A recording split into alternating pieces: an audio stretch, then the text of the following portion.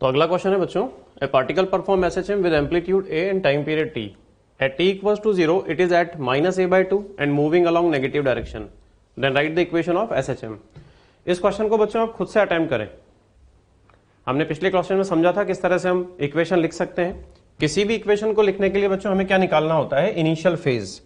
तो वो आप ट्राई करें कि इस क्वेश्चन में इनिशियल फेज क्या आएगा। ठीक, वीडियो को पॉज करें और ट्राई करें।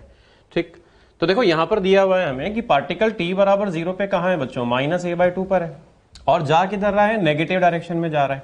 ठीक, तो इसका फेजर बनाते हैं। तो ये हमने वो सर्कल बनाया, ये पॉइंट क्या हो गया हमारा +a, ये हो गया +a, ये क्या हो गया -a, ये पॉजिटिव रेफरेंस लाइन हो गई हमारी। -a/2 पर पार्टिकल है तो बच्चों ये 0 0 है, ये -a है तो -a/2 बीच में आएगा। अच्छा, ये -a/2 जो है वो बेसिकली सेंटर से डिस्टेंस है, ये वाली डिस्टेंस। ठीक, अब ये पार्टिकल हमारा किधर जा रहा है, पीछे। और हम डिस्कस कर चुके हैं कि जब पार्टिकल पीछे जाता है तो यूसीएम वाला जो पार्टिकल होता है बच्चों वो नीचे घूम रहा होता है, ऐसे घूम रहा होगा वो। ठीक, तो क्या ऐसा कहा जाए, यूसीएम पार्टिकल हमें कहां मिलने वाला है, इसके कॉरस्पॉन्डिंग नीचे मिलने वाला है।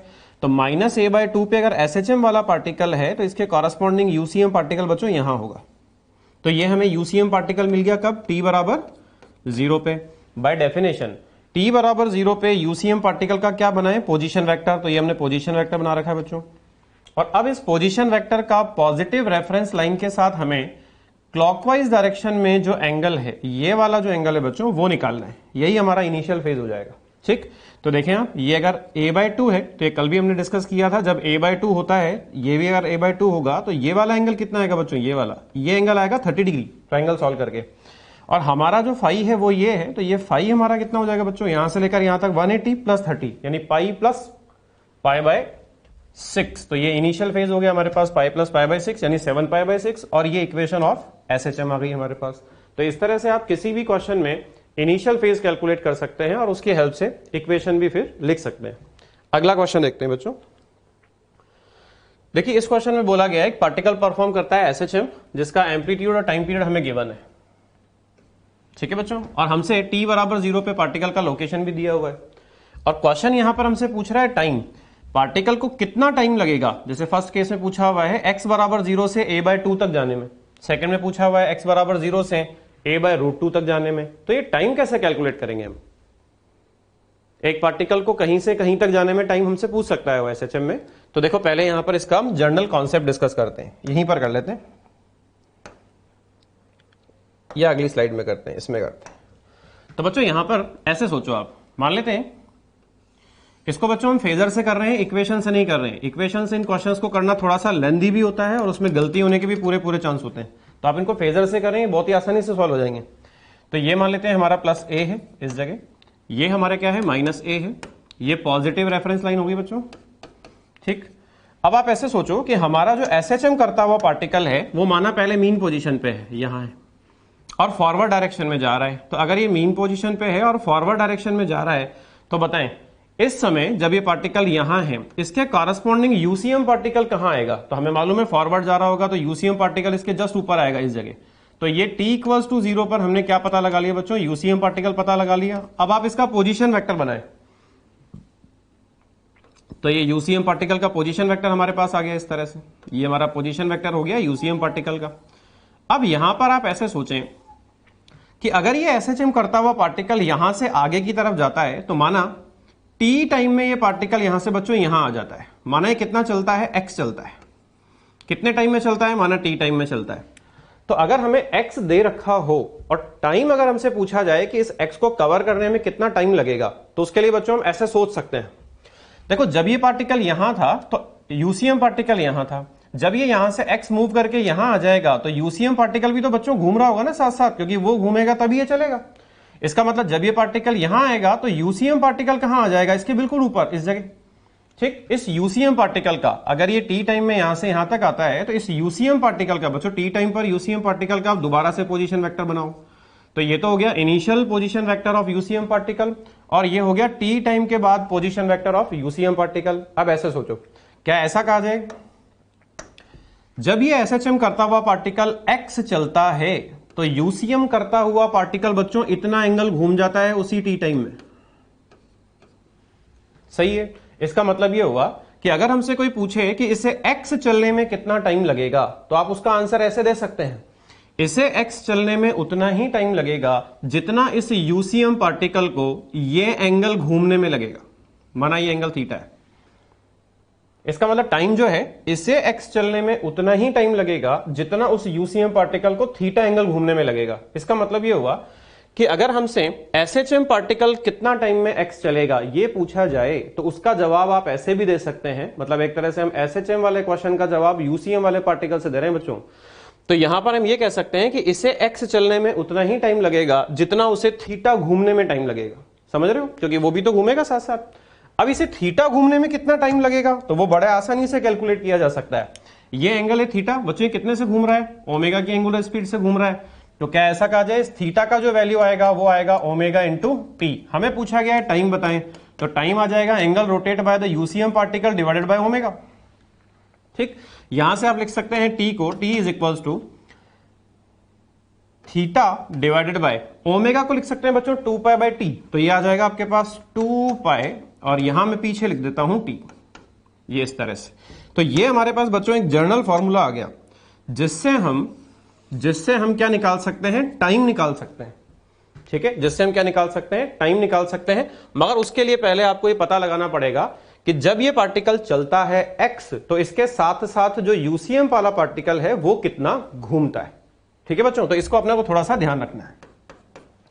जैसे मान लो समझने के लिए कि ये पार्टिकल जब x चलता है, तो माना ये जो ऊपर वाला पार्टिकल है यूसीएम पार्टिकल, ये 30 डिग्री घूम जाता है। कितना घूम जाता है, 30 डिग्री फॉर एग्जांपल। तो अगर ये 30 डिग्री घूम जाता है, तो बच्चों बताओ, अगर ये 30 डिग्री घूमता है, अगर ये थीटा 30 डिग्री होता, तो पता है कितना टाइम लगता है इसको 30 डिग्री घूमने में। तो यहां आप सीधे थीटा की जगह कितना पुट कर दो, 30 डिग्री।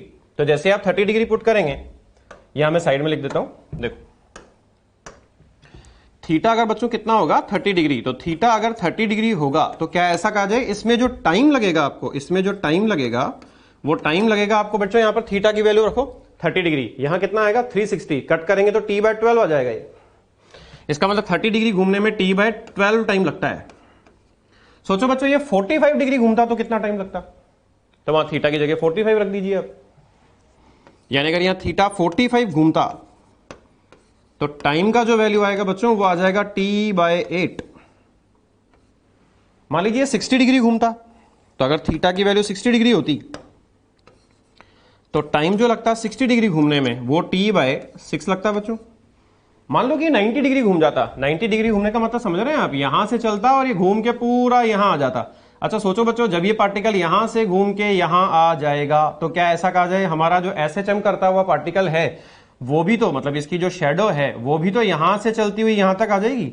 इसका मतलब ये हो गया कि अगर ये एसएचएम करता हुआ पार्टिकल यहां से यहां पहुंच जाता है, तो ये इतने टाइम में पहुंचेगा जितने टाइम में ये 90 डिग्री घूम जाएगा। अब बताएं 90 डिग्री घूमने में कितना टाइम लगेगा, तो 90 डिग्री अगर थीटा की जगह हम बच्चों क्या रख दें 90, तो टाइम का जो वैल्यू आएगा वो आ जाएगा आपके पास t/4, जो कि हम ऑलरेडी जानते हैं। हमें मालूम है कि जब एसएचएम करता हुआ पार्टिकल मीन से कहां जाता है, कॉर्नर पे जाता है, तो इस पूरे एरिया को कवर करने में, इस पूरे हिस्से को कवर करने में कितना टाइम लगता है बच्चों, t/4। तो वो t/4 आपका उस थीटा वाला मेथड से भी आएगा। तो इन वैल्यूज को अपने को थोड़ा सा ध्यान रखना है, क्योंकि इन्हीं में से कोई एक क्वेश्चन हमारे बनेगा। अब अपने क्वेश्चन के ऊपर आते हैं। ये तो हमने कॉन्सेप्ट डिस्कस किया है बच्चों कि जब एसएचएम पार्टिकल x चलेगा, तो उसके साथ साथ यूसीएम पार्टिकल कितना घूमेगा वो थीटा आपको निकालना है, और उस थीटा की वैल्यू वहां पुट कर देनी है, सॉल्व कर देना है, आंसर आ जाएगा। ठीक, तो यहां पर हमारा जो क्वेश्चन है उसको दोबारा देखते हैं। देखो t=0 पे कहां दिया गया है, मीन पोजीशन पे पार्टिकल दिया गया है। अब पहला क्वेश्चन करके देखते हैं, कितने टाइम में x = 0 से a/2 तक जाएगा। ठीक, तो उसके लिए बच्चों हमने क्या किया, देखो बहुत सिंपल है, फेजर से यूज करते हैं, फेजर का इस्तेमाल करते हैं इसमें वापस से। तो ये हमने फर्स्ट केस में x = 0 से हमें x = a/2 तक जाने में जो टाइम लगता है वो निकालना है। देखो बच्चों कितना आसान है, ये हमने फेजर बनाया, ये +a हो गया, ये -a हो गया। बताएं हमारा एसएचएम वाला पार्टिकल कहां है, x = 0 पे। तो ये x = 0 पे आप एसएचएम वाला पार्टिकल दिखाएं, ये रहा। x = 0 से बच्चों कहां तक जाना है, a/2 तक, ये a/2 मान लेते हैं। ठीक, सोचें जब ये SHM वाला पार्टिकल यहां था तो UCM वाला पार्टिकल यहां होगा और ये इसका क्या बन जाएगा, पोजीशन वेक्टर। ठीक, तो t बराबर 0 पे हमारा UCM वाला पार्टिकल यहां है और t बराबर 0 पे SHM वाला पार्टिकल यहां है। हमें पूछा गया है SHM वाला पार्टिकल यहां से a/2 डिस्टेंस कवर करने में कितना टाइम लगाएगा। तो बड़ा सिंपल सा आंसर है इसका, जब ये SHM पार्टिकल यहां था तब UCM पार्टिकल यहां था, जब ये यहां से यहां जाएगा बच्चों तो ये UCM पार्टिकल भी तो घूम जाएगा और घूम के इसके जस्ट ऊपर आ जाएगा, तभी तो इसकी शेडो नीचे बनेगी। इसका मतलब ये हुआ कि ये हमारे UCM पार्टिकल का फाइनल पोजीशन वेक्टर बन गया। और अब हम ये कहने वाले हैं इसे यहां से यहां तक जाने में उतना ही टाइम लगेगा जितना इस UCM पार्टिकल को यहां से यहां तक घूमने में लगेगा।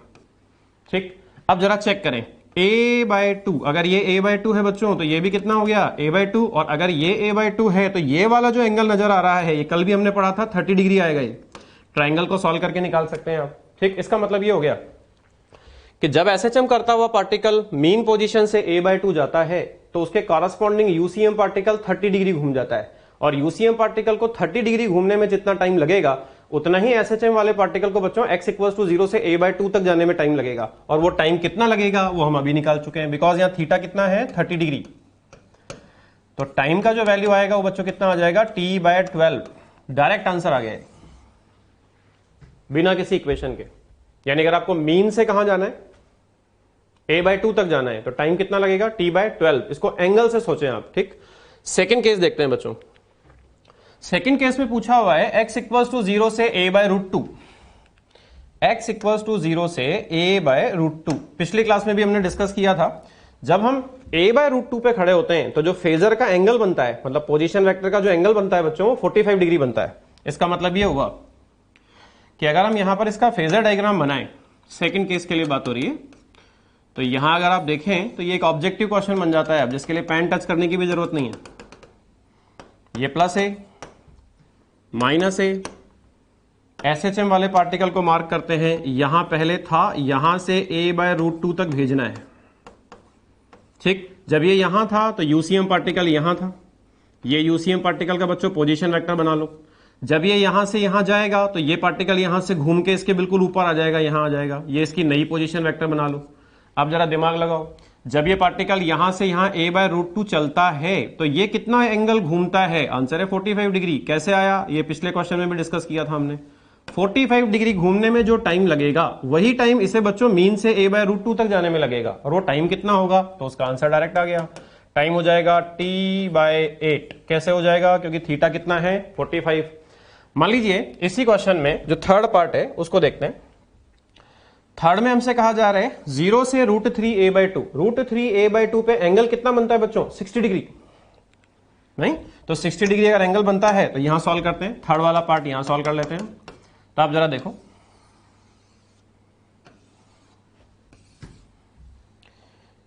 मीन से हमें चलना है, ये रहा मीन, ये रहा इसके कॉरेस्पॉन्डिंग UCM, ये इसका इनिशियल पोजीशन वेक्टर बना लो बच्चों। अब ये यहां से कहां जा रहा है, √3a/2 पे जा रहा है, √3a/2 पे जा रहा है। तो सोचो जब ये यहां से यहां जाएगा तो जो UCM पार्टिकल है, यूनिफॉर्म सर्कुलर मोशन करता हुआ पार्टिकल है, वो भी तो घूम रहा होगा, तो वो पहले यहां था इसके ऊपर और अब ये इसके ऊपर फाइनली यहां आ जाएगा। इसका मतलब ये इसका फाइनल पोजीशन वेक्टर बन गया। इसका मतलब बच्चों जब ये पार्टिकल इधर चलेगा तो UCM पार्टिकल ऐसे घूम रहा होगा, बताएं कितना एंगल घूमेगा ये, आंसर है 60 डिग्री। और 60 डिग्री अगर घूमेगा तो इसे 60 डिग्री घूमने में उतना ही टाइम लगेगा बच्चों जितना SHM वाले पार्टिकल को मीन पोजीशन से √3a/2 तक जाने में लगेगा। तो बताइए टाइम कितना होगा, डायरेक्ट आंसर है 60 डिग्री घूमने में कितना टाइम लगेगा, आंसर है t/6। ये आंसर आ गया। यानी आप सिर्फ देखें 30 डिग्री, 45 डिग्री, 60 डिग्री कितना घूमता है, और डायरेक्ट आंसर अपने को थीटा के हिसाब से दे देना है, थीटा सोच के दे देना है। ठीक, जैसे अगला क्वेश्चन है, हमें जाना है बच्चों x = 0 से a, 0 से a, डायरेक्ट आंसर आएगा 0 से a। ये हो गया फेजर में 0 क्योंकि ऊपर आएगा फेजर, और जब आप a पे पहुंच जाएंगे तो आपका फेजर 90 डिग्री रोटेट कर जाएगा। 90 डिग्री घूमने में कितना टाइम लगेगा, 90 डिग्री घूमने में टाइम लगेगा बच्चों, इसका आंसर आएगा t/4, जो हमें ऑलरेडी मालूम है। अच्छा यहां बताएं a/2 से a तक जाना है, a/2 से a तक जाना है बच्चों हमें, तो a/2 से a तक जाने में कितना टाइम लगेगा, ये हमसे पूछा गया है। तो देखो यहां पर ही बहुत ही सिंपल है, आसानी से सॉल्व कर सकते हैं हम इसको। यहां बच्चों मैं एक जनरल डायग्राम बना रहा हूं, इससे आपके सारे क्वेश्चन एक ही साथ सॉल्व हो जाएंगे, डायरेक्ट सॉल्व हो जाएंगे, जितने भी क्वेश्चन पूछेगा वो पूछ सकता है वो। देखो हमने यहां क्या किया, फेजर डायग्राम बनाया और सारे केस अपन एक ही फेजर में अब डिस्कस करने वाले हैं, क्योंकि हमने समझ लिया है कि किस एंगल पे कितना आंसर टाइम का आता है। ये मान लेते हैं बच्चों हमारे पास क्या है, फेजर है हमारा, ये प्लस ए हो गया, ये माइनस ए हो गया। इनिशियली एसएचएम करता हुआ पार्टिकल कहां है बच्चों, मीन पोजीशन पे है। तो यूसीएम करता हुआ पार्टिकल कहां होगा, यहां होगा। इसका पोजीशन वेक्टर बताएं, ये बन गया पोजीशन वेक्टर।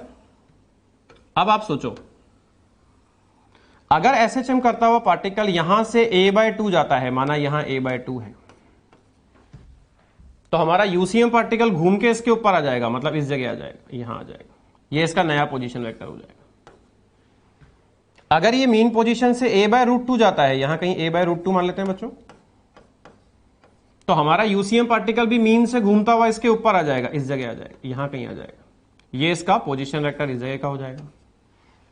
मान लो वो मीन से कहां जाता है, √3 a/2 पे जाता है, तो यूसीएम पार्टिकल भी यहां से घूम के बच्चों इसके बिल्कुल ऊपर आ जाएगा। मतलब एक तरह से हमने जितने भी केस थे 1 2 3 4 उन सबको एक ही में ले लिया है। अब इसका पोजीशन वेक्टर बताएं, ये इसका पोजीशन वेक्टर बन जाएगा। अब जरा दिमाग लगाएं, डायरेक्ट आंसर आएंगे।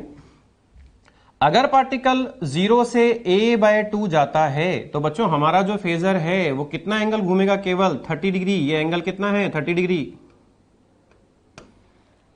मान लो वो 0 से a/√2 तक जाता, तो 0 से a/√2 तक जाता तो हमारा फेजर भी तो फिर यहां से घूम के यहां तक घूमता और यहां तक घूमता, तो ये टोटल एंगल कितना घूमता बच्चों, ये वाला एंगल ये घूमता 45। ठीक, इसी तरह से अगर ये मीन से कहां तक जाता, √3 a/2 तक जाता, तो √3 a/2 तक जाता, तो हमारा जो फेजर होता वो बच्चों यहां तक घूमता ऐसे। ये टोटल एंगल कितना कवर करता, ये वाला एंगल की बात कर रहे हैं हम, ये एंगल कवर करता बच्चों 60 डिग्री। ठीक, अब बताएं किस केस में कितना टाइम लगेगा, तो ये डायरेक्ट आंसर आप दे सकते हैं, डायरेक्ट आंसर दे सकते हैं। जैसे 0 से a/2 में 30 घूमना है, 30 घूमना है, तो आंसर कितना आएगा, टाइम का आंसर यहां लिख लेते हैं। डायरेक्ट सोचें, पहले आप इस डायग्राम को देखें अच्छे से, एंगल दिख रहे हैं सारे के सारे, और अब हमें इसके कॉरेस्पॉन्डिंग क्या निकालना है, टाइम, जो हम ऑलरेडी निकाल चुके हैं। ठीक, तो यहां पर सिर्फ वैल्यूज रखनी है। 0 से a/2, बताओ बच्चों टाइम कितना लगेगा, आंसर है t/12। क्यों, क्योंकि 30 डिग्री घूमेंगे। a/√2 में 45 डिग्री घूमेंगे, t/8। 0 से √3 a/2 60 डिग्री घूमेंगे, 60 डिग्री घूमने t/6। 0 से प्लस a तक जाना है, 0 से प्लस a अगर आपको जाना है, ये रहा 0 और ये रहा प्लस a, तो जब आपका एसएचएम पार्टिकल यहां से यहां तक जाएगा, तो ये जो फेजर है बच्चों हमारा, ये पूरा घूम जाएगा 90 डिग्री ऐसे। अब 90 डिग्री घूमने में कितना टाइम लगेगा, तो 90 डिग्री घूमने में कितना टाइम लगता है, t/4, डायरेक्ट आंसर है। यानी आपको कोई इक्वेशन सॉल्व करने की जरूरत नहीं है, आप सिर्फ एंगल देखें, और एंगल भी फिक्स है बच्चों, 3 ही है, या तो 30 डिग्री होगा, या 45 होगा, या 60 होगा। तो हमने सारे केस ले लिए जितने भी। इसको देखें जरा, a/2 से a जाना है, a/2 से a जाना है। ठीक, इसका आंसर भी डायरेक्ट आएगा। कैसे, देखो, अगर हम मीन से a/2 तक जाते हैं बच्चों, तो मीन से a/2 तक जाने में हमें कितना एंगल घूमना पड़ता है, 30 डिग्री। हमसे पूछा है a/2 से a तक जाना है, तो क्या ऐसा कहा जाए, जब आप a/2 से a तक जाएंगे, तो जो कॉरेस्पॉन्डिंग फेजर होगा, जब आप a/2 से बच्चों a तक जाओगे, a/2 से जब a तक जाओगे, तो सोचो जब हम a/2 पर हैं तो हमारा यूसीएम पार्टिकल यहां है, और जब हम a पे पहुंच जाएंगे तो हमारा यूसीएम पार्टिकल भी इसी जगह आ जाएगा। यानी जब आप a/2 से a तक जाते हैं, तो आपको फर्दर कितना घूमना पड़ेगा, ये 30 तो घूम ही चुके हैं a/2 तक आने में, a/2 से a तक जाने में बच्चों आपको 60 डिग्री और घूमना पड़ेगा, क्योंकि टोटल एंगल तो 90 है। 0 से a/2 में कितना घूमे, 30, तो a/2 से a में कितने घूमेंगे, बचा हुआ 60। इसका मतलब ये हुआ कि अगर हम यहां पर क्या लिखना चाहें, टाइम, तो बताएं a/2 से a तक जाने में कितना एंगल रोटेट हुआ है, 60 डिग्री। 60 डिग्री रोटेट होने में कितना टाइम लगता है बच्चों, t/6। आगे आंसर बताएं, a/2 से √3 a/2 तक जाना है, ये रहा a/2। अभी यूसीएम पार्टिकल कहां है, ये रहा ऊपर। जाना कहां तक है बच्चों, हमें √3 a/2 तक जाना है, यहां तक जाना है। तो जब आप यहां से यहां तक जाएंगे, तो सोचो बच्चों हमारा जो यूसीएम पार्टिकल है वो कहां से कहां तक घूमेगा। आंसर है, जब हम यहां थे तो यूसीएम पार्टिकल यहां था, जब हम यहां से चल के यहां पहुंच गए तो यूसीएम पार्टिकल यहां पहुंच गया है। इसका मतलब ये इतना सा एंगल घुमा है इस केस में, ये इतना एंगल, ये बच्चों इतना एंगल घुमा है, केवल इतना एंगल। अभी कितना एंगल है ये, तो ये एंगल कितना है 30, ये पूरा कितना है 60, इसका मतलब ये वाला एंगल भी कितना हो गया 30। और अगर ये एंगल 30 हो गया, ये वाला एंगल, भाई ये पूरा एंगल कितना है 60, ये a/2 तक वाला एंगल कितना है, क्योंकि हमें a/2 से ही जाना है, ये a/2 तक का एंगल कितना है बच्चों 30।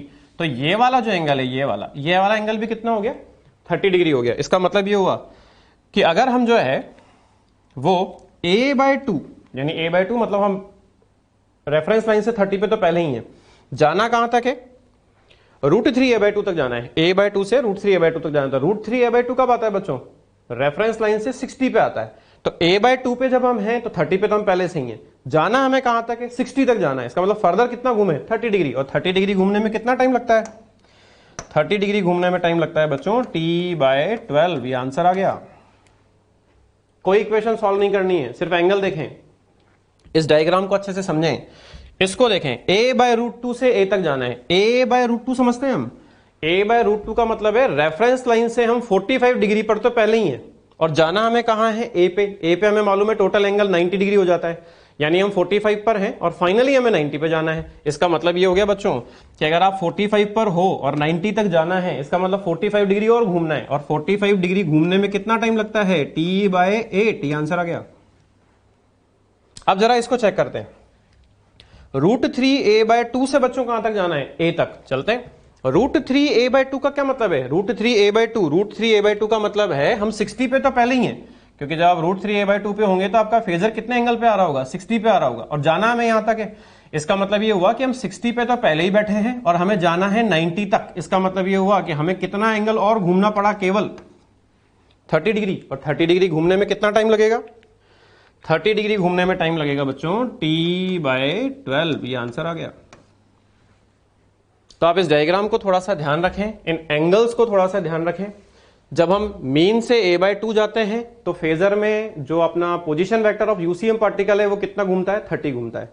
जब मीन से a/√2 जाते हैं तो 45 घूमता है। मीन से √3a/2 जाते हैं तो 60 डिग्री घूमता है, और मीन से a पे अगर आप चले जाओगे तो 90 डिग्री घूमता है। और इनके कॉरस्पॉन्डिंग टाइम कितने आएंगे वो हम कैलकुलेट आराम से कर सकते हैं। जैसे बच्चों ये क्वेश्चन है, देखो, a particle perform SHM with amplitude a and time period t 8 second. At t equals to 0 it is at x equals to +a। अब यहां पर आप ध्यान दें, यहां पर पार्टिकल मीन पोजीशन पे नहीं है, t बराबर 0 पे पार्टिकल कहां है, पॉजिटिव एक्सट्रीम पर है। Then find its position at t equals to 1 second. यहां पर हमें distance travelled by it in this 1 second भी निकालना है। ठीक, तो एक तो हमें t बराबर 0 पे तो लोकेशन दी हुई है बच्चों, हमें बताना है एक तो t बराबर 1 पे वो कहां होगा, मतलब उसका x कोऑर्डिनेट क्या होगा। साथ में हमें यह भी सोचना है कि उस 1 सेकंड में वो कितना डिस्टेंस ट्रेवल करेगा। तो आओ सॉल्व करते हैं, बहुत ही सिंपल क्वेश्चन है ये। फेजर बनाते हैं इसका। ठीक, तो इसका अगर आप फेजर बनाएंगे तो ये +a हो गया। तो बच्चों ये +a पे तो पहले ही है अकॉर्डिंग टू क्वेश्चन।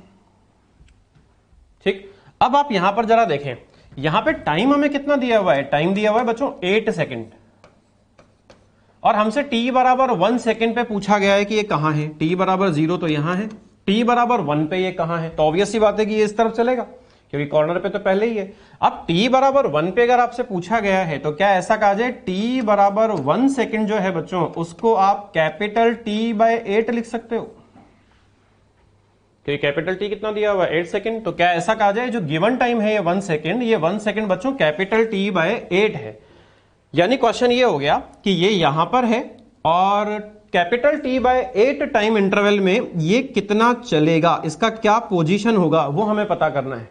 तो आप ऐसे करो कि ये T/8 में कितना चलेगा उसको छोड़ो और ऐसे सोचो कि इसके कॉरस्पॉन्डिंग जो इसका यूसीएम पार्टिकल है वो कितना एंगल घूमेगा, उस एंगल पे दिमाग लगाओ। तो हमने अभी पढ़ा था T/8 में कितना एंगल रोटेट करेगा बच्चों पार्टिकल, तो T/8 में जो एंगल रोटेट करेगा बच्चों पार्टिकल वो करेगा 45। तो हमने क्या किया, t इक्वल्स टू 0 पर इसका यूसीएम पार्टिकल पहले लोकेट किया, ये इसका इनिशियल पोजीशन वेक्टर हो गया, और अब हमें मालूम है कि गिवन टाइम इंटरवल में वो कितना एंगल घूम जाएगा बच्चों 45 डिग्री घूम जाएगा, घुमा दो। तो यहां से जब आप इसको 45 डिग्री घुमाओगे तो ये यूसीएम पार्टिकल 45 डिग्री घूम के यहां कहीं आ जाएगा, इस जगह। ठीक है, ये एंगल 45 हो गया। और जब ये यहां कहीं आ जाएगा तो इसकी जो शेडो होगी वो कहां होगी बच्चों, यहां। और ये जो शेडो होती है यही तो हमारा एसएचएम वाला पार्टिकल होता है।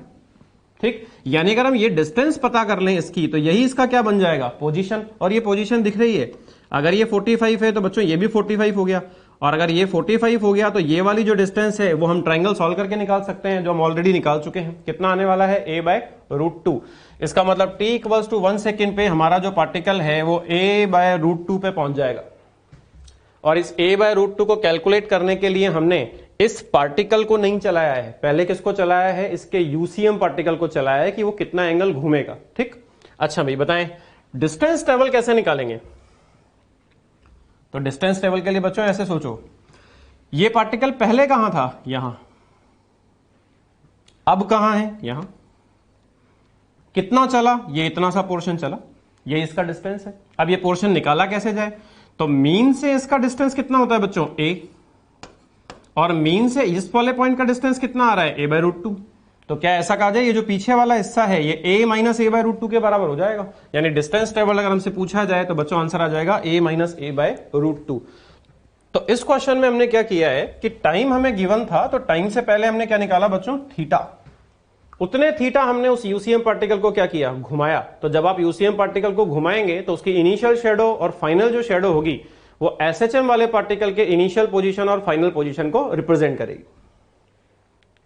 जैसे नेक्स्ट क्वेश्चन देखो, a particle perform SHM with amplitude a in time period t at t = 0 it is at x = -a/2। देखो बच्चों यहां पर भी मीन नहीं है, t = 0 पर कहां है, -a/2 पर, और जा किधर रहे हैं, पॉजिटिव डायरेक्शन में जा रहे हैं। ठीक, तो हमें बताना है time after which it cross mean position first time, और एक ये बताना है time after which it stop first time. ठीक, तो यहां पर हमने इसका फेजर बनाया, बहुत ही सिंपल क्वेश्चन है, -a/2, ये रहा -a/2। जा किधर है बच्चों, हम फॉरवर्ड डायरेक्शन में जा रहे हैं, आगे जा रहे हैं। तो जब आप आगे जाते हो तो यूसीएम पार्टिकल ऊपर मिलता है, ऊपर कहां मिलता है, इसके जस्ट ऊपर मिलता है। तो जब ये एसएचएम वाला पार्टिकल हमारा इस जगह है t = 0 पे, तो इसका यूसीएम पार्टिकल इसके जस्ट ऊपर होगा t = 0 पे, यहां। तो ये हमने बच्चों इसका पोजीशन वेक्टर बना दिया। ठीक, हम पढ़ चुके हैं, अब कई बार पढ़ चुके हैं, अब तो हमें ध्यान भी हो गया होगा कि ये अगर a/2 है तो ये एंगल 30 डिग्री आएगा बच्चों। तो ये मैंने डायरेक्ट 30 डिग्री लिखा हुआ है। अब हमसे पूछा गया है कि बताएं पहली बार मीन पोजीशन को कब क्रॉस करेगा। तो एसएचएम वाले पार्टिकल को चलाते हैं, तो ये एसएचएम वाला पार्टिकल जब यहां से चल के बच्चों यहां आ जाएगा तब पहुंच जाएगा अपनी मीन पे। ठीक, इसका मतलब ये हुआ कि जब ये यहां से यहां तक आ जाएगा तो ये मीन पे पहुंच जाएगा। अब इसे यहां से यहां तक आने में कितना टाइम लगेगा वो हमें निकालना है। तो क्या ऐसा कहा जाए जब ये यहां से यहां आ जाएगा तो इसका यूसीएम पार्टिकल भी तो बच्चों यहां से घूम के यहां आ जाएगा, ये यूसीएम पार्टिकल का फाइनल पोजीशन वेक्टर बन गया। ठीक, इसका मतलब ये हुआ कि इसे यहां से यहां तक चलने में उतना ही टाइम लगेगा जितना इसके यूसीएम पार्टिकल को यहां से यहां तक घूमने में लगेगा। कितना एंगल घूम रहा है ये, 30 डिग्री। 30 डिग्री घूमने में कितना टाइम लगता है, t/12 आंसर। इसका मतलब ये हुआ कि फर्स्ट का आंसर हमारा t/12 आ गया डायरेक्ट। मतलब यदि आप इन क्वेश्चंस की प्रैक्टिस करेंगे बच्चों तो इस टाइप के जो क्वेश्चन होते हैं जिन्हें हम अच्छे क्वेश्चन बोलते हैं एसएचएम में, उनके क्वेश्चन जो है, उनके आंसर जो है वो आप बिना पेन टच किए डायरेक्ट निकाल सकते हैं इन एंगल्स की हेल्प से। अच्छा भी बताएं पहली बार रुकेगा कब, तो हमें मालूम है जब कॉर्नर पे पहुंच जाएगा, एक्सट्रीम पोजीशन पे पहुंच जाएगा तो रुक जाएगा। तो कॉर्नर है इसका यहां पर, तो क्या ऐसा कहा जाए, चलाते हैं इसको। तो पहले ये यहां से यहां तक जाएगा, पहले ये यहां से यहां तक जाएगा बच्चों, इसमें कितना एंगल इसका फेजर घूमेगा, 30 डिग्री घूम जाएगा। फिर ये यहां से यहां तक जाएगा, तभी तो पहली बार रुकेगा। ठीक, अब आप सोचें जब ये यहां था तो यूसीएम पार्टिकल यहां था, जब ये यहां से यहां आया तो यूसीएम पार्टिकल 30 डिग्री घूम के यहां आ गया। फिर जब ये यहां से यहां तक जाएगा तो यूसीएम पार्टिकल बच्चों 90 डिग्री घूम के यहीं पहुंच जाएगा इसी के ऊपर, ये इसका पोजीशन वेक्टर हो जाएगा यूसीएम पार्टिकल का। तो बताएं ये एंगल कितना रोटेट हुआ, 30, और ये एंगल कितना रोटेट हुआ, 90। तो यहां से यहां तक रोटेट करने में टोटल टाइम कितना लगा, आंसर आ गया 30 डिग्री रोटेट करने में t/12 लगा, और फर्दर 90 डिग्री और रोटेट करने में t/4 लगा। इसे आप ऐड कर लें तो टाइम का आंसर आ जाएगा। ठीक, जैसे ये क्वेश्चन है, देखिए find the time taken by the particle to go from position 1 to position 2। अब बच्चों इस क्वेश्चन को आप खुद से ट्राई करो और बिना पेन टच करें डायरेक्ट सोचो ये क्या आंसर आना चाहिए। ठीक, देखते हैं। देखो हमारा पार्टिकल पहले यहां है, -√3a/2 पर है, और यहां से बच्चों ये SHM वाला पार्टिकल कहां गया है, a/√2 पे गया है। तो बताएं इसमें कितना टाइम लगेगा। तो ये आंसर आ गया इसका। फेजर बनाया हमने इसका, -√3a/2 पर है, फॉरवर्ड जा रहा है, तो इसका यूसीएम कहां आएगा, यहां। अब बच्चों जब ये यहां से कहां पहुंचेगा, a/√2 पे पहुंचेगा, तो पहले कहां जाएगा, मीन पे जाएगा, फिर मीन से कहां जाएगा, a/√2 पे जाएगा। ठीक, इसमें कितना टाइम लगेगा, तो क्या ऐसा कहा जाए, यहां से यहां तक इसे जाने में उतना ही टाइम लगेगा जितना इसके फेजर को यहां से यहां तक घूमने में लगेगा। ठीक, क्योंकि ये जब यहां होगा तो इसका जो यूसीएम पार्टिकल होगा वो यहां आ जाएगा, इस जगह। ठीक, यानी ये यूसीएम का इनिशियल पोजीशन है और ये बच्चों यूसीएम का फाइनल पोजीशन है। बताएं ये टोटल एंगल घूमने में कितना टाइम लगेगा, सिंपल, यहां से लेकर यहां तक कितना एंगल है, 60, क्योंकि ये √3a/2 है तो ये 60 होगा, और ये a/√2 है तो ये कितना होगा एंगल, 45। तो पहले तो हम 60 डिग्री घूमते हैं, उसके बाद हम 45 डिग्री घूमते हैं, और जितना इन दोनों एंगल्स को घूमने में टाइम लगता है उतना ही टाइम में हम यहां से यहां पहुंच जाते हैं। तो आंसर आ गया, 60 घूमने में कितना टाइम लगेगा, t/6, 45 घूमने में कितना टाइम लगेगा, t/8, सिंप्लीफाई करेंगे तो 7t/24 हमारा आंसर आ जाएगा। तो इस तरह से आप एंगल की हेल्प से कहीं से लेकर कहीं तक का टाइम डायरेक्ट निकाल सकते हैं। जैसे एक क्वेश्चन ये दिया हुआ है बच्चों, देखो इसमें भी टाइम ही पूछा गया है 1 पोजीशन से 2nd पोजीशन तक के लिए। ठीक, जरा चेक करते हैं। देखो फर्स्ट पोजीशन हमारी यहां है, और इस डायग्राम को आप ढंग से देखो, इसमें एरो इस तरफ आ रहा है, इसका मतलब ये हुआ कि पहले ये पार्टिकल -a/√2 से कहां गया होगा, +a पे गया होगा बच्चों, और फिर +a से घूम के कहां आया होगा, a/√2 पे आया होगा। तो ये पूरा टाइम हमें निकालना है। ठीक, अब आप मन में सोचें कि ये किस एंगल पे तो पहले था और कितना एंगल रोटेट करने के बाद 2nd नंबर पोजीशन पे पहुंचेगा। तो उसके लिए हमने फेजर बनाया। देखो -a/√2 पर हम थे, ये रहा -a/√2। ठीक है बच्चों, अब ये -a/√2 है, आगे की तरफ जा रहा है, तो ये यूसीएम पार्टिकल आ गया हमारा t = 0 पे। अब इसे आप चलाओ तो पहले ये कहां से कहां गया, पहले ये यहां से मीन गया। ठीक, तो ये मीन गया, तो ये भी यहां से कहां जाएगा बच्चों, पहले मीन पे जाएगा। जब ये यहां से मीन पे जाएगा तो इसका यूसीएम पार्टिकल भी तो बच्चों यहां से घूम के यहां आ जाएगा ऊपर। ठीक, फिर हम जो है वो मीन से कहां जाते हैं, इस कॉर्नर पे जाते हैं। तो जब आप मीन से उस कॉर्नर पे जाओगे, इस वाले हिस्से में जाओगे, तो आपका यूसीएम पार्टिकल बच्चों यहां से घूम के यहां आ जाएगा, इसी जगह आ जाएगा। फिर हम उल्टे डायरेक्शन में +a से a/√2 तक आते हैं बच्चों, ये वाले हिस्से में चलते हैं हम। नहीं तो यहां पर क्या ऐसा कहा जाए कि जब आप a/√2 तक आएंगे तो आपका यूसीएम पार्टिकल फिर से कितना घूम जाएगा भाई, जब a/√2 पर आप फाइनली आ जाएंगे तो ये एंगल कितना बनता है बच्चों, a/√2 के लिए 45, तो ये भी कितना हो गया 45। इसका मतलब ये हुआ कि जब ये पार्टिकल यहां से a/√2 पर आएगा, उल्टे डायरेक्शन में चलते हुए, तो हमारा जो यूसीएम पार्टिकल है वो यहां से घूम के यहां आ जाएगा। ठीक, अब बताएं टोटल कितना एंगल रोटेट हुआ है, आंसर आ गया। पहले 45 को रोटेट होने में कितना टाइम लगता है, t/8। फिर बच्चों कितना रोटेट हुए हैं, 90 रोटेट होने में कितना टाइम लगता है, t/4। इस वाले हिस्से में फिर से हम कितना रोटेट हुए हैं, 45, तो 45 घूमने में फिर से कितना टाइम लगा, t/8। इनको सभी को आप ऐड कर दें तो आपके पास टोटल टाइम आ जाएगा। जैसे बच्चों ये दिया हुआ है, find the phase difference φ2 - φ1 between given particles. तो φ2 - φ1 का क्या मतलब है, बहुत सिंपल क्वेश्चन होते हैं बच्चों। फेज डिफरेंस जो होता है उसमें हमें क्या करना है कि सेकंड वाले पार्टिकल का इनिशियल फेज निकालें, जो हम सीख चुके हैं इनिशियल फेज कैसे निकालते हैं, सबसे पहले वही क्वेश्चन किया था। उसके बाद आप फर्स्ट वाले पार्टिकल का इनिशियल फेज निकालें और सेकंड पार्टिकल के इनिशियल फेज में से फर्स्ट वाले पार्टिकल के इनिशियल फेज को सब्ट्रैक्ट कर दें, आ गया आंसर। ठीक, यानी मैं पहले इन दोनों का अलग अलग फेज निकालना है और बाद में डिफरेंस ले लेना है, बहुत ही सिंपल क्वेश्चन है। तो यहां अगर आप फेज डिफरेंस निकालना चाहते हैं बच्चों, तो पहले जरा a/2 का निकालते हैं, जो हम ऑलरेडी निकाल चुके हैं। उसके लिए हम फेजर की हेल्प ले रहे हैं बच्चों। मैं इस डायग्राम में दोनों पार्टिकल्स के फेजर बनाऊंगा। तो भाई बताएं पहला वाला जो पार्टिकल है वो कहां है, a/2 moving forward, a/2 moving forward. बताएं इसका यूसीएम पार्टिकल कहां आएगा, इसके बिल्कुल ऊपर। ये है फर्स्ट पार्टिकल, पोजीशन वेक्टर बनाएं, ये बन गया।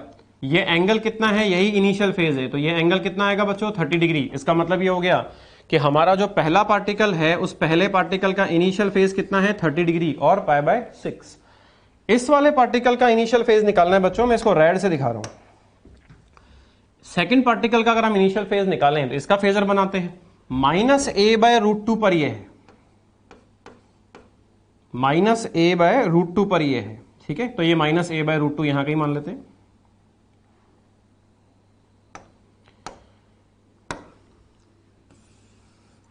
ये हमारा -a/√2 पर है, तो ये हमारे पास -a/√2 हमने यहां पर मान लिया। जा किधर रहा है बच्चों? पीछे। पीछे अगर ये जा रहा है तो यूसीएम पार्टिकल कहां आएगा? इसके नीचे, यहां आएगा। ठीक है, इस यूसीएम पार्टिकल, ये है यूसीएम पार्टिकल सेकंड नंबर के लिए, इसका पोजीशन वेक्टर बनाए, ये बन गया। ये a/√2 अगर है तो हमें मालूम है ये एंगल 45 आएगा। बताएं इसका इनिशियल फेज क्या होगा? By definition positive reference line पे खड़े हो जाएं और क्लॉकवाइज घूम जाएं पूरा, ये है इसका फेज जो कि φ2 कहलाएगा।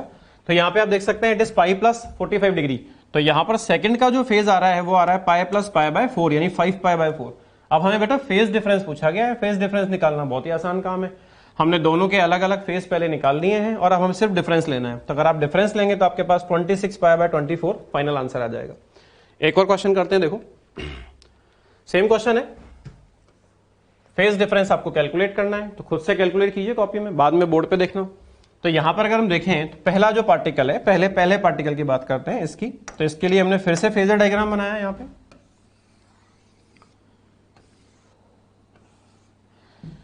अब ये क्वेश्चन हमने इतनी बार प्रैक्टिस कर ली है बच्चों कि इसमें क्वेश्चन जो है उसको आंसर जो है वो आप देख कर भी दे सकते हैं। थोड़ा सा सोचेंगे तो डायरेक्ट ही आंसर आने लगेगा, मतलब कैलकुलेशन पेन लड़ाने की भी इसमें जरूरत नहीं, कॉपी पेन की जरूरत नहीं।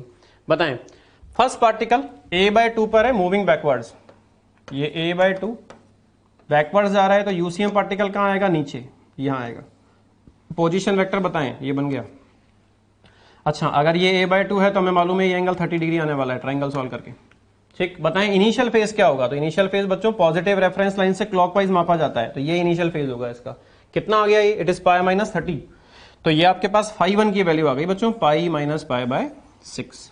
ठीक है, इसी तरह से सेकंड वाले पार्टिकल, जब हम सेकंड वाले पार्टिकल का फेज ढूंढ रहे होंगे तो फर्स्ट पार्टिकल से हमें कोई लेना देना नहीं है।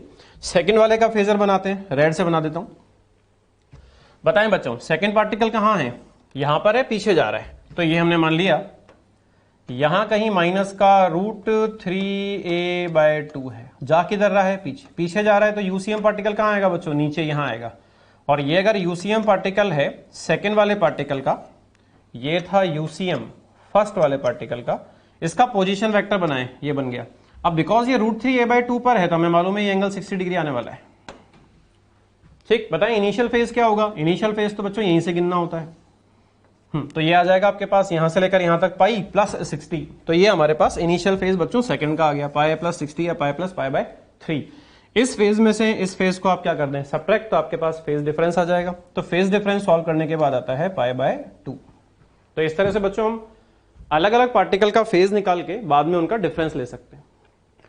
जैसे एक क्वेश्चन ये है, ये दो क्वेश्चन है बच्चों, दोनों क्वेश्चंस को आपको ध्यान रखना है। पहला क्वेश्चन ये है, देखो इसमें दो पार्टिकल हैं और दोनों जो पार्टिकल हैं, ये फर्स्ट वाला पार्टिकल है और ये सेकंड वाला पार्टिकल है, इनके एम्पलीट्यूड, फ्रीक्वेंसी सब सेम है और ये दोनों पैरेलल लाइंस पर इस तरह से ऑसिलेशन परफॉर्म कर रहे होंगे, ऐसे।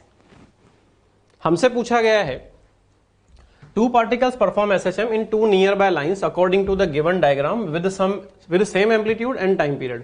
Find out maximum separation. बच्चों हमसे मैक्सिमम सेपरेशन पूछा गया है। तो आप ये ध्यान रखें कि जब भी दो पार्टिकल इस तरह से मोशन परफॉर्म करेंगे तो इनके बीच का सेपरेशन लगातार क्या होगा बच्चों? बदलेगा लगातार, और अगर लगातार बदलेगा तो कभी ना कभी बीच में सेपरेशन क्या हो जाएगा? मैक्सिमम।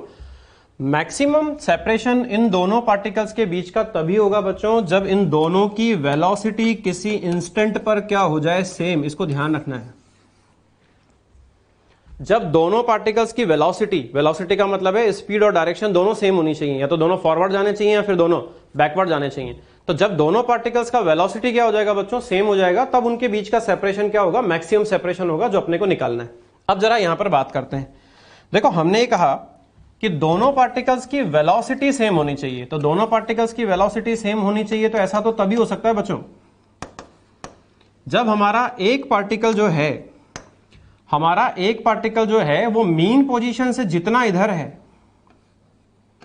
उतना ही दूसरा पार्टिकल मीन पोजीशन से इधर होना चाहिए, क्योंकि हमें मालूम है कि मीन पोजीशन के जितना उधर v होता है उतना ही मीन पोजीशन के इधर भी क्या होता है? v होता है। मतलब मीन पोजीशन को अगर मिड पॉइंट पे मान लें तो इन दोनों पॉइंट्स पर स्पीड क्या हो जाती है? सेम।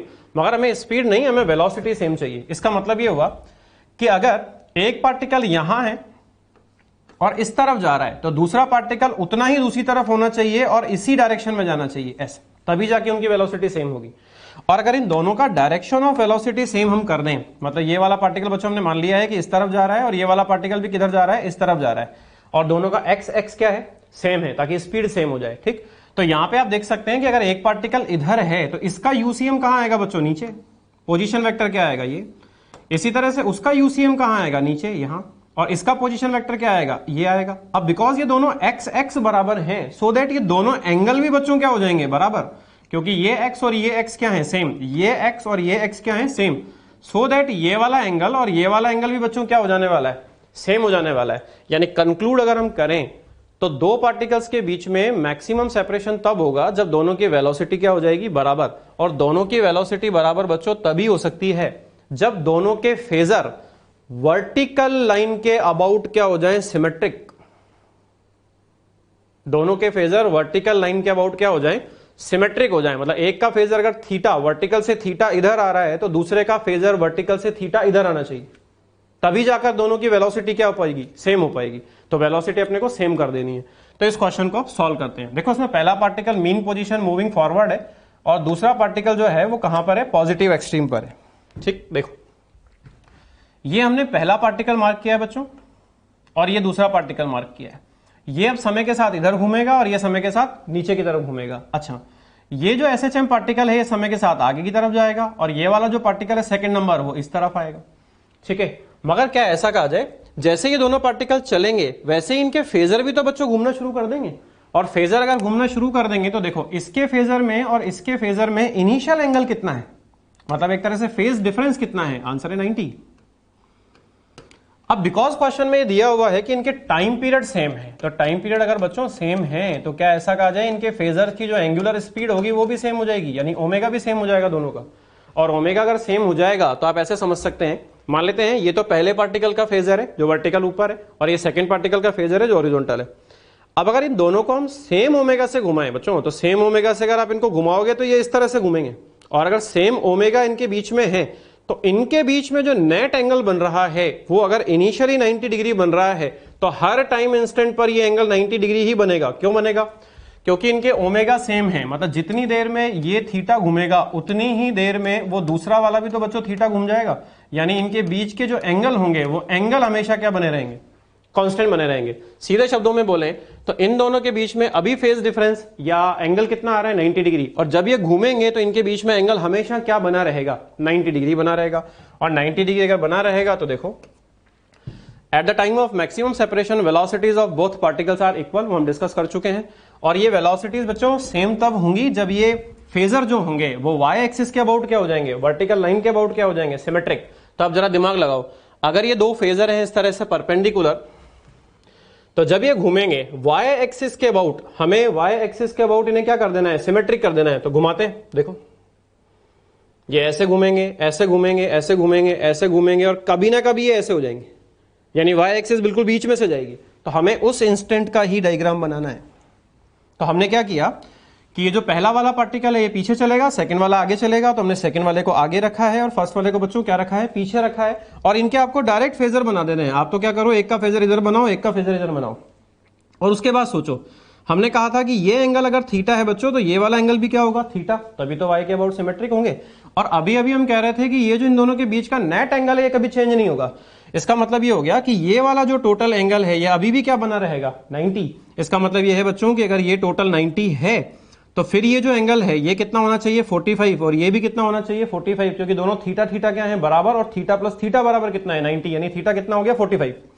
तो यहां पर हमने कंक्लूड कर लिया, पहले तो हमने इन दोनों के फेजर बनाए बच्चों कहां, वाई के अबाउट जब ये सिमेट्रिक हो जाते हैं। उसके बाद हमने एंगल देखा, तो एंगल इनिशियल था 90, तो फाइनल भी कितना रहेगा, 90। तो बीच में से वाई एक्सिस जा रही है तो एक तरफ का एंगल कितना हो गया बच्चों, 45, दूसरी तरफ का भी कितना हो गया, 45। अब आप बताएं अगर ये यूसीएम पार्टिकल घूमता हुआ यहां आ जाता है, यहां आ जाता है, तो बच्चों बताओ एसएचएम पार्टिकल कहां होगा, मतलब इसका प्रोजेक्शन कहां होगा, a/√2 पर, क्योंकि हमें मालूम है जब ये 45 होता है तो प्रोजेक्शन किस पे आ जाता है, a/√2 पे। इधर वाले पार्टिकल के बारे में बताएं तो ये वाला 45 है तो इसका प्रोजेक्शन इसके ऊपर आएगा यहां, तो ये वाला कोऑर्डिनेट क्या हो जाएगा, माइनस का a/√2। और अब हमें पूछा गया है सेपरेशन, तो जब इस तरह से वाई एक्सिस के अबाउट हमारे फेजर क्या हो जाते हैं बच्चों, सिमेट्रिक हो जाते हैं, तब इनके बीच का सेपरेशन क्या हो जाता है, मैक्सिमम, और ये सेपरेशन ही हमारा आंसर है। यानी हमें ये सेपरेशन कैलकुलेट करना है, ये वाला। तो बस इधर कितना है a/√2, इधर भी कितना है a/√2, ऐड कर दिया जाए तो मैक्सिमम सेपरेशन आपके पास आ जाएगा √2a। तो इस क्वेश्चन को बच्चों थोड़ा सा ध्यान रखें, जब भी हमसे पूछा जाए maximum separation between two particles कब होगा या कितना होगा, तो उसके लिए आपको इनिशियल फेजर बनाने, उनके बीच का एंगल देख लेना है जो भी कुछ है, उसके बाद उन फेजर्स को तब तक घुमाना है जब तक वो वाई एक्सिस के अबाउट क्या ना हो जाए, सिमेट्रिक ना हो जाए। एंगल तब भी इन दोनों के बीच में वही रहेगा जो इनिशियल था, उसका हाफ करेंगे तो एक साइड का एंगल आ जाएगा, उससे आपके पास क्या आ जाएगा कोऑर्डिनेट, और कोऑर्डिनेट आ जाएगा तो सेपरेशन निकाला जा सकता है। देखो बच्चों इसी तरह का एक क्वेश्चन ये, इसे आप पढ़ लें, both particles have same omega, ये बच्चों ओमेगा है, ये डब्ल्यू गलत लिखा हुआ है, ओमेगा है, and same A. Omega same होने का मतलब है कि जब वो दोनों फेजर घूमेंगे बच्चों, पोजीशन वेक्टर जब घूमेंगे तो उन दोनों के बीच का एंगल कभी नहीं बदलेगा क्योंकि दोनों का ही ओमेगा सेम है, ठीक है, same omega and same a. Then find out the position and time when they collide. यहां पर मैक्सिमम सेपरेशन नहीं पूछा है बच्चों, यहां पर पूछा है दोनों कब टकरा जाएंगे, क्योंकि अगर दो पार्टिकल इस तरह से ऑसिलेशन परफॉर्म करेंगे तो ऑब्वियसली बात है कि कहीं ना कहीं वो दोनों टकरा जाएंगे या उनकी पोजीशन क्या हो जाएगी, सेम। अच्छा ये भी आप समझ सकते हो कि जब ये दोनों टकराएंगे तो इनमें से अगर एक पार्टिकल किधर जा रहा होगा, फॉरवर्ड, तो दूसरा पार्टिकल किधर जाएगा, बैकवर्ड, और दोनों की पोजीशन क्या हो जाएगी बच्चों, एक ही जगह हो जाएगी, तभी तो कोलिजन होगा। तो यहां पर हमें ध्यान रखना है कि अगर हमसे कोलिजन का क्वेश्चन पूछ लिया जाए कि कब ये कोलाइड होंगे, तो आप ये ध्यान रखें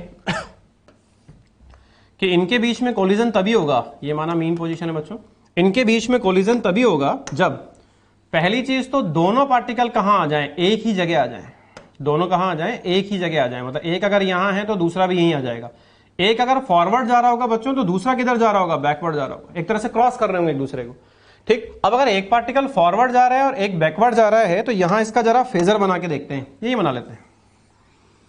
क्या ऐसा कहा जाए जो पार्टिकल फॉरवर्ड जा रहा है उसका यूसीएम किधर आएगा बच्चों, ऊपर, ये पोजीशन वेक्टर हो गया, और जो बैकवर्ड जा रहा है उसका जो यूसीएम होगा वो बच्चों किधर आएगा, नीचे, ये उसका पोजीशन वेक्टर हो गया।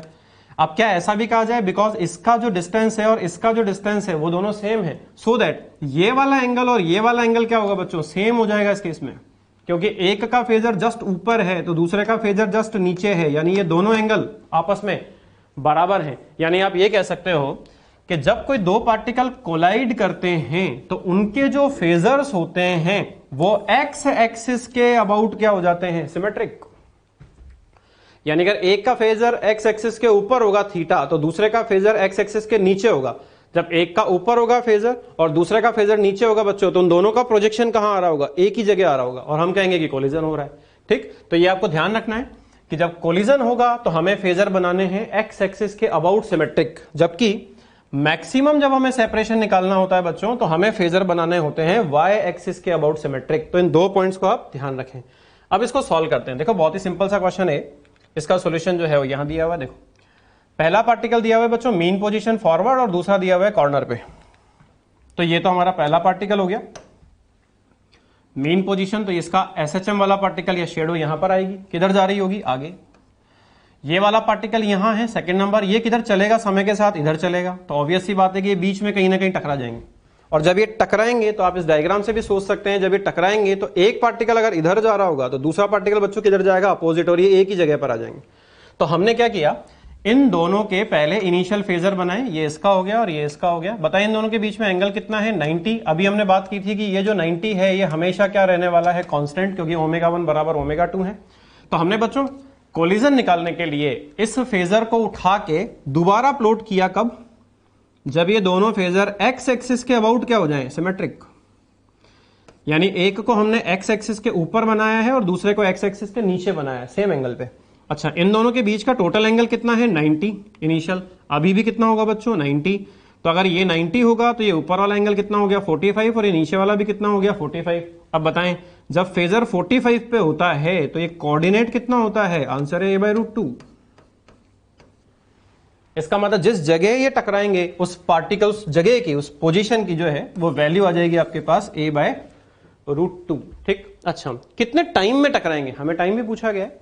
तो आप ऐसा करो, इन दोनों में से किसी भी एक पार्टिकल को कंसीडर करो, टाइम निकालने के लिए किसी भी एक को ले लो। तो हमने पहले को लिया, देखें पहला पार्टिकल कहां है बच्चों, इनिशियली यहां पर इस जगह है, और जब कोलिजन हो रहा है तो ये कहां पहुंच गया है, ये यहां पहुंच गया है। यानी कि पहले बच्चों ये फर्स्ट पार्टिकल जो था वो यहां था ऐसे, और at a time of collision ये कहां हो गया है, यहां हो गया है। बताएं कितना एंगल रोटेट हुआ है, आंसर है 45। और 45 अगर ये रोटेट हुआ है तो 45 रोटेट होने में कितना टाइम लगता है, t/8। यानी किसी भी एक फेजर को आप इनिशियल से कहां पहुंचा दो, कोलिजन वाली जगह तक पहुंचा दो, जितना एंगल वो घूमता है उसके हिसाब से टाइम आ जाएगा। तो बच्चों ये तो हमारे पास आ गया वो पॉइंट जहां कोलिजन होगा, और ये आ गया वो टाइम जितनी देर के बाद कोलिजन होगा। ठीक बच्चों, अब हम डिस्कस करने जा रहे हैं एनर्जी इन एसएचएम। तो एसएचएम में बच्चों दो तरह की एनर्जी होती है, एक पोटेंशियल एनर्जी और एक काइनेटिक एनर्जी। तो पहले हम पोटेंशियल एनर्जी डिस्कस करना चाहते हैं। देखो हमें मालूम है कि जो पोटेंशियल एनर्जी है उसका फोर्स के साथ जो रिलेशन होता है बच्चों वो ये होता है F बराबर माइनस du/dx। यहां फोर्स कौन सा होता है, कंजर्वेटिव। एसएचएम जो पार्टिकल करेगा तो उस पर जो रीस्टोरिंग फोर्स लगता है बच्चों, वो रीस्टोरिंग फोर्स कौन सा होता है, कंजर्वेटिव नेचर का होता है। कंजर्वेटिव नेचर का होगा तभी तो मैकेनिकल एनर्जी कंजर्व रहेगी। तो यहां पर जो कंजर्वेटिव फोर्स है और जो पोटेंशियल एनर्जी है उसके बीच में रिलेशन होता है बच्चों। यहां हमने एफ को अगर आप देखें तो बिकॉज हम एसएचएम डिस्कस कर रहे हैं तो एफ को हम क्या लिखेंगे, -kx।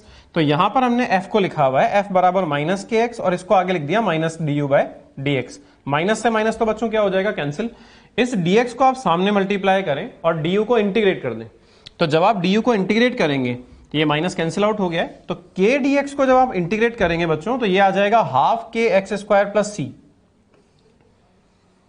यहां c क्यों आ रहा है, क्योंकि हमने लिमिट नहीं लगाई है, इनडेफिनेट इंटीग्रेशन है। ठीक, तो यहां पर जो ये c आ रहा है बच्चों, इस c को जरा देखते हैं। हमने यहां पर मान लिया है at x equals to 0 u is equals to u0। मतलब हमने मान लिया है कि जहां मीन पोजीशन है बच्चों, एसएचएम में जहां मीन पोजीशन है वहां हमने अज्यूम कर लिया है कि पोटेंशियल एनर्जी कितना है, u0। ठीक, तो अगर हम पोटेंशियल एनर्जी को u0 अज्यूम कर लें तो यहां पर जैसे ही आप x बराबर 0 रखेंगे बच्चों, यहां x बराबर 0 रखेंगे तो c की वैल्यू u0 के बराबर आ जाएगी। तो यहां से हमने c की वैल्यू एक तरह से निकाल ली है, तो वो हमारे पास आ रही है u0। और अब ये जो फंक्शन है बच्चों ये लिख सकते हैं हम इस तरह से, u is equal to half kx² plus u0, जहां u0 क्या है, मीन पोजीशन पे पोटेंशियल एनर्जी है। ठीक, वो हमने कितना अज्यूम कर लिया है, u0। अब यहां पर बच्चों जो ये u0 है, ये u0 जरूरी नहीं है कि कोई नॉन जीरो वैल्यू हो, ये जीरो भी हो सकता है। देखो हमने पढ़ रखा है कि जब हम पोटेंशियल एनर्जी लिखते हैं किसी भी जगह पर तो किसी दूसरे रेफरेंस पॉइंट के रेस्पेक्ट में लिखते हैं। तो वो यहां पर रेफरेंस बच्चों हमारा क्या है, मीन पोजीशन। तो मीन पोजीशन पे पोटेंशियल एनर्जी को अगर आप क्या अज्यूम कर लेते हैं, u0 अज्यूम कर लेते हैं। मीन पोजीशन पे बच्चों अगर आप पोटेंशियल एनर्जी को क्या अज्यूम कर लेते हैं, u0 अगर अज्यूम कर लेते हैं, तो मीन पोजीशन पे अगर हम u0 अज्यूम कर लें at x equals to 0, we assume that potential energy is u0। तो उस केस में जो u होगा किसी भी जर्नल x पर, वो आ जाएगा बच्चों हाफ kx² प्लस u0, जो कि ये लिखा हुआ है। मगर बच्चों मान लो सेकंड केस में, मान लो कि हम x बराबर 0 यानी मीन पोजीशन पे पोटेंशियल एनर्जी को क्या अज्यूम कर लेते हैं, 0। क्योंकि मीन पोजीशन पे क्या पोटेंशियल एनर्जी लेनी है वो पूरी तरह से हम पे डिपेंड करता है। ठीक, तो यदि आप मीन पोजीशन पे पोटेंशियल एनर्जी को बच्चों क्या मान लेते हो, 0, तो इस इक्वेशन में u0 की जगह हम क्या कर देंगे, 0। और यहां इस केस में अगर हम पोटेंशियल लिखना चाहें, पोटेंशियल एनर्जी लिखना चाहें, तो वो पोटेंशियल एनर्जी लिखी जाएगी बच्चों सीधे हाफ kx², इसमें u0 का टर्म नहीं आएगा। ठीक, तो यहां पे हमने लिखा हुआ है when u0 equals to 0 then potential energy is half kx²। ठीक, अब बच्चों ये हमें कैसे पता चलेगा क्वेश्चंस में कि मीन पोजीशन पे पोटेंशियल एनर्जी u0 लेनी है या 0 लेनी है। तो बच्चों अधिकतर क्वेश्चंस में क्या होता है कि अगर मीन पोजीशन पे उसे पोटेंशियल एनर्जी देनी होगी क्वेश्चन में, तो वो पोटेंशियल एनर्जी की वैल्यू लिख के देगा। मतलब वो क्वेश्चन में मेंशन रहेगा कि मीन पोजीशन पे पोटेंशियल एनर्जी इतनी है। ठीक, अगर किसी क्वेश्चन में मीन पोजीशन पे पोटेंशियल एनर्जी नहीं दी गई है, कुछ नहीं कहा गया है, तो हम मीन पोजीशन पे इन जर्नल पोटेंशियल एनर्जी को क्या मानते हैं बच्चों, 0 मानते हैं। और इस केस में हमारा जो पोटेंशियल एनर्जी का फॉर्मूला है वो सीधे सीधे हम हाफ kx² लिखेंगे। ठीक है, आगे बात करते हैं। देखो अगर हम यहां पर इस स्टैंडर्ड फॉर्मेट को ही यूज करें, मतलब u0 को क्या मान लें, 0, और अब u का x के साथ बच्चों ग्राफ बनाने की कोशिश करें, तो ये ग्राफ यहां पे आपको दिख रहा है। ये जो u है इसको आप ढंग से देखें, ये u प्रोपोर्शनल x² आ रहा है। ठीक, ग्राफ बनाते समय हमने u को किस पे लिया है बच्चों, y एक्सिस पे, और x को किस पे लिया है, x एक्सिस पे लिया है। यानी ये तो हमने एक तरह से मान रखा है y और ये मान रखा है x, यानी ये y प्रोपोर्शनल x² का इक्वेशन बन रहा है। और हमें मालूम है कि जब y प्रोपोर्शनल x स्क्वायर होता है तो ग्राफ क्या होता है बच्चों, पैराबोला होता है, अपसाइड पैराबोला। तो इसीलिए यहां पर ये ग्राफ कैसा आ रहा है, पैराबोलिक ग्राफ आ रहा है। और इसमें आप यहां देख सकते हैं ये -a से बच्चों कहां तक है, +a तक है। और यहां आप देख सकते हैं कि जहां x बराबर 0 है, जहां बच्चों x बराबर क्या है, 0 है, जहां x बराबर 0 है वहां पर ये ग्राफ नीचे टच हो गया है, मतलब पोटेंशियल एनर्जी की वैल्यू क्या हो गई है, 0। यानी इस ग्राफ को बनाते समय हमने मीन पोजीशन पे पोटेंशियल एनर्जी मतलब u0 को क्या मान रखा है बच्चों, 0 मान रखा है। तो ये आपका ग्राफ आ गया। तो अपने को ध्यान रखना है अपसाइड पैराबोला ग्राफ होता है पोटेंशियल एनर्जी का x के साथ। अब बच्चों ये जो पोटेंशियल एनर्जी है ये डिस्प्लेसमेंट की यानी x की टर्म में हमने डिफाइन की है, x की टर्म में हमने लिखी है। मगर इस पोटेंशियल एनर्जी को हम टाइम की टर्म में भी लिख सकते हैं, टाइम का फंक्शन भी लिख सकते हैं। कैसे लिख सकते हैं, पोटेंशियल एनर्जी बच्चों क्या थी, हाफ के एक्स स्क्वायर। पोटेंशियल एनर्जी थी हमारे पास हाफ के एक्स स्क्वायर। और एसएचएम में x कितना होता है वो हमने एसएचएम की इक्वेशन में पढ़ रखा है, तो आप सिर्फ उस x की वैल्यू को उठा के यहां पे रख दें। तो देखें x होता है a sin omega t plus five. तो बच्चों x की वैल्यू पुट करने पे पोटेंशियल एनर्जी को आप ऐसे लिख सकते हैं, ठीक। अब यहां पे अगर हम पोटेंशियल एनर्जी का बच्चों टाइम के साथ क्या बनाना चाहें, ग्राफ, तो पोटेंशियल एनर्जी का अगर आप टाइम के साथ ग्राफ बनाना चाहो तो साइन स्क्वायर का ग्राफ आएगा, ठीक। तो यहां सिंप्लीफिकेशन के लिए हमने फाई को 0 मान लिया है बच्चों, इस फाई को क्या मान लिया है, 0। ये फाई को 0 मान लिया है, ये एफ नहीं है, ये क्या है, फाई। इनिशियल फेज को बच्चों क्या मान लिया है, 0।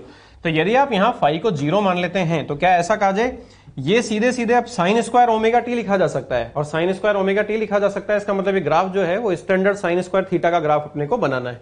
तो बच्चों ये साइन स्क्वायर थीटा का जो ग्राफ है बेसिक मैथ्स में जो हम पढ़ते हैं वो हमने इस तरह से प्लॉट किया हुआ है।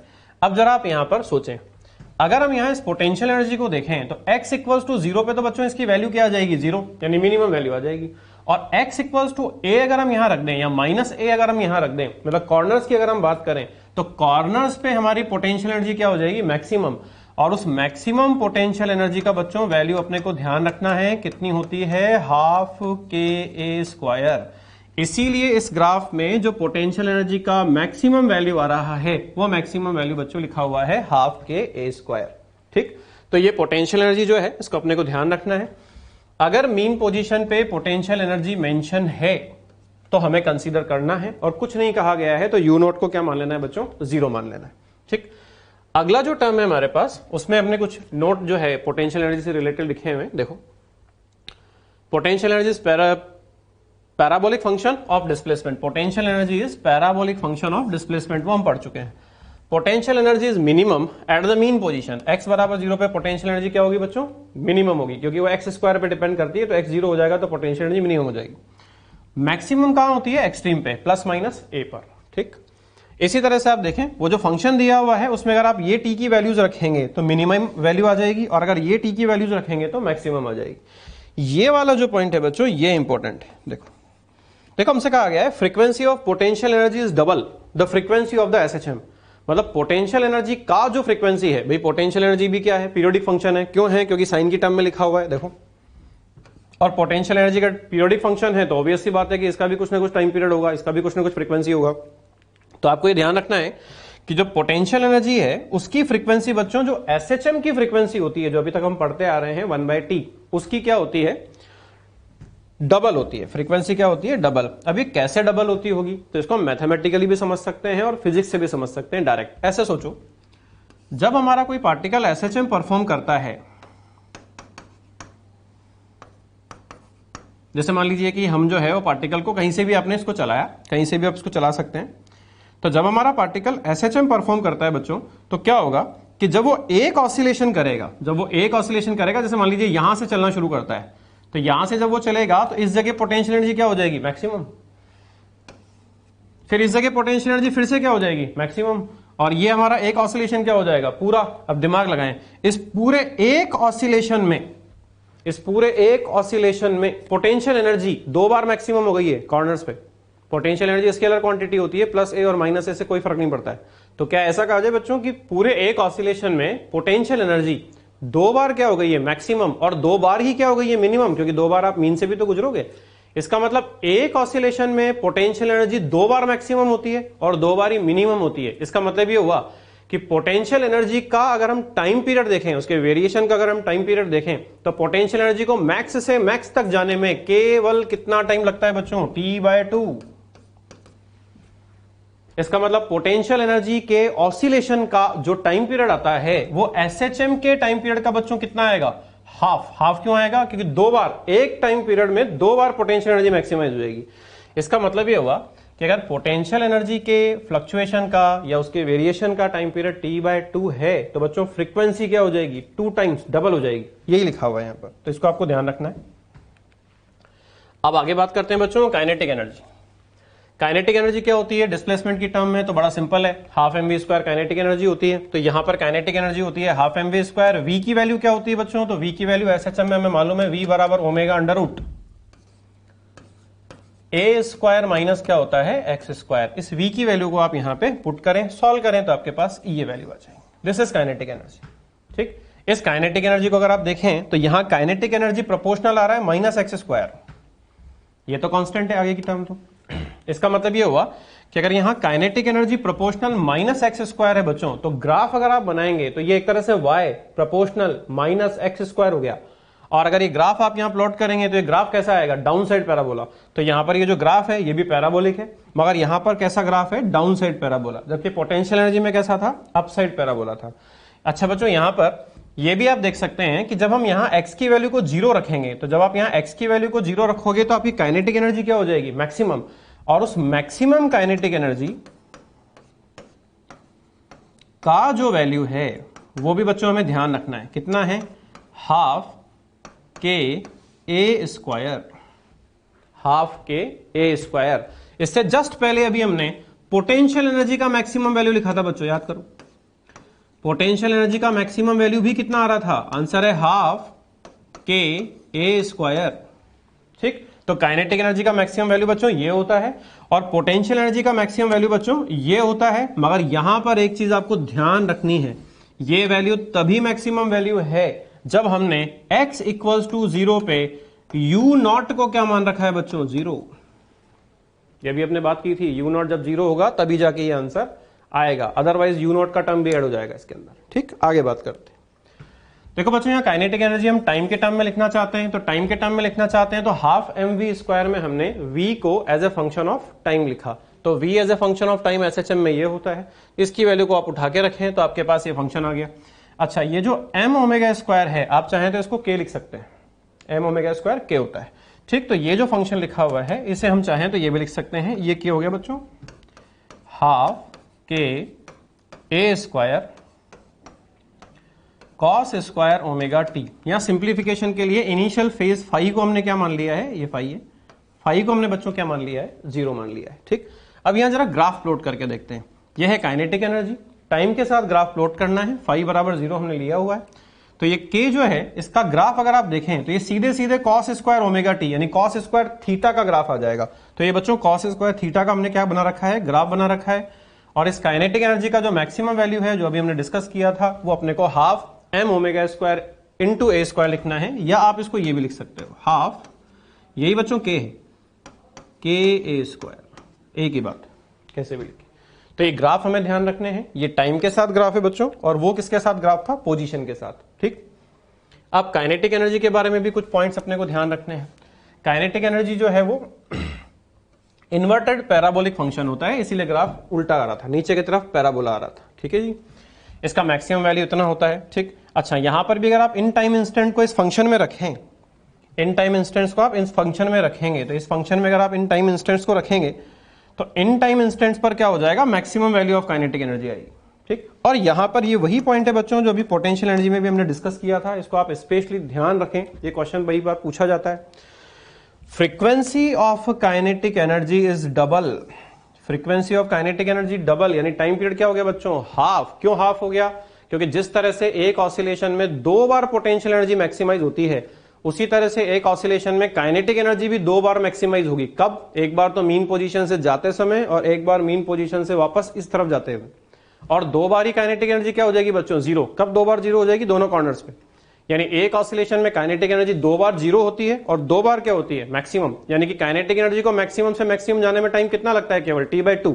यानी कि यहां अगर कोई time period of oscillation of kinetic energy हमसे पूछ ले बच्चों, तो ध्यान रखना है T/2 आंसर आएगा। अच्छा, टाइम पीरियड अगर आपका हाफ आ रहा है तो ऑब्वियस सी बात है कि फ्रीक्वेंसी डबल हो जाएगी। ठीक, अब बात है टोटल एनर्जी की। टोटल एनर्जी यानी टोटल मैकेनिकल एनर्जी। तो अगर आप टोटल मैकेनिकल एनर्जी निकालना चाहें तो काइनेटिक एनर्जी और पोटेंशियल एनर्जी को ऐड कर दें। तो यहां अगर हम पोटेंशियल एनर्जी और काइनेटिक एनर्जी को बच्चों ऐड कर दें तो पोजीशन का जो हमारे पास फंक्शन था पहले हमने उसको ऐड किया, नहीं तो पोजीशन था हाफ के एक्स स्क्वायर, ये तो पोटेंशियल एनर्जी हो गई। और ये बच्चों हमारे पास क्या थी, काइनेटिक एनर्जी, यहां हाफ भी आएगा। ठीक, अब आप इसको अगर सॉल्व करें तो क्या ऐसा कहा जाए एक्स स्क्वायर वाली टर्म तो कैंसिल आउट हो जाएगी। ठीक, और बच गया हमारे पास हाफ के ए स्क्वायर। तो इससे बच्चों हमें ध्यान रखना है हाफ के ए स्क्वायर। यहां पर ये जो टोटल एनर्जी हमारे पास आ रही है बच्चों, इसको अगर आप ढंग से देखें तो इसमें कहीं भी एक्स नहीं आ रहा है। इसका क्या मतलब हुआ, इसका मतलब ये हुआ कि एक कांस्टेंट वैल्यू है। इसका मतलब ये हुआ कि आप x बराबर a/2 पे टोटल एनर्जी निकालें, माइनस a/2 पे निकालें, a/4 पे निकालें, a/√2 पे निकालें, प्लस a पे निकालें, मीन पोजीशन पे निकालें, जहां आपकी मर्जी हो वहां पर निकालें। किसी भी x पर जो टोटल एनर्जी है बच्चों वो हमेशा हाफ के ए स्क्वायर ही आने वाली है। ठीक, अब यहां पर कुछ चीजों का आप ध्यान रखें। देखो, अगर हम x इक्वल्स टू 0 पे पोटेंशियल एनर्जी की वैल्यू को u0 ले लें, मतलब 0 अगर नहीं लें, तो यहां पर बच्चों जो आपके पास टोटल एनर्जी आएगी, जो यहां पर आपके पास टोटल एनर्जी आएगी, उसको ध्यान रखें, उसमें u0 की टर्म भी ऐड हो जाएगी। हाफ के स्क्वायर ये रहेगा तो अभी भी कांस्टेंट, मगर यहां u0 की टर्म भी आएगी। यानी जो हमारी टोटल एनर्जी होती है बच्चों वो हाफ के ए स्क्वायर होती है, ये बिल्कुल सही है, मगर ये तभी होती है जब u0 को क्या मान लिया गया है, 0। क्वेश्चन में अगर u0 गिवन है तो फिर वो आंसर है। ठीक है, इसी तरह से जो पोटेंशियल एनर्जी है बच्चों, उस पोटेंशियल एनर्जी को भी आप ध्यान रखें। पोटेंशियल एनर्जी हमने लिखा था हाफ के ए स्क्वायर होता है पोटेंशियल एनर्जी का मैक्सिमम वैल्यू, मगर ये भी तभी होता है जब u0 को क्या मान लिया गया हो, 0। अगर u0 दे दिया जाए क्वेश्चन में तो उस केस में जो पोटेंशियल एनर्जी का मैक्सिमम वैल्यू होगा बच्चों वो हाफ के ए स्क्वायर प्लस u0 के बराबर होगा, इफ u0 इज गिवन। ठीक है, तो पोटेंशियल एनर्जी में थोड़ा सा अपने को अवेयर रहने की जरूरत है, यहां गलती हो सकती है। पोटेंशियल एनर्जी का मैक्सिमम वैल्यू ये होता है इफ u0 इज 0, और ये होता है if u0 is given. Total mechanical energy ये होती है इफ u0 इज 0, और ये होती है अगर u0 दिया हुआ है तो। ठीक है बच्चों, अब आगे बात करते हैं। अच्छा, यहां पर ये जो है ये हमने पोजीशन के टर्म में लिखा है, आप चाहें तो इसको टाइम के टर्म में लिख के कैलकुलेट करें। तो टाइम के टर्म में अगर आप लिखेंगे तो साइन स्क्वायर ओमेगा टी और कॉस स्क्वायर ओमेगा टी, इस पूरे के पूरे कांस्टेंट को अगर हम कॉमन ले लें तो ये दोनों ऐड होके क्या हो जाएंगे बच्चों, 1, और वही आंसर आ जाएगा। तो आप कैसे भी सॉल्व करके देखें, एक्स की टर्म में लिखें या टी की टर्म में लिखें, सिंप्लीफाई करेंगे तो टोटल मैकेनिकल एनर्जी हमारे पास कांस्टेंट आएगी। अब टोटल मैकेनिकल एनर्जी अगर आपके पास कांस्टेंट आएगी बच्चों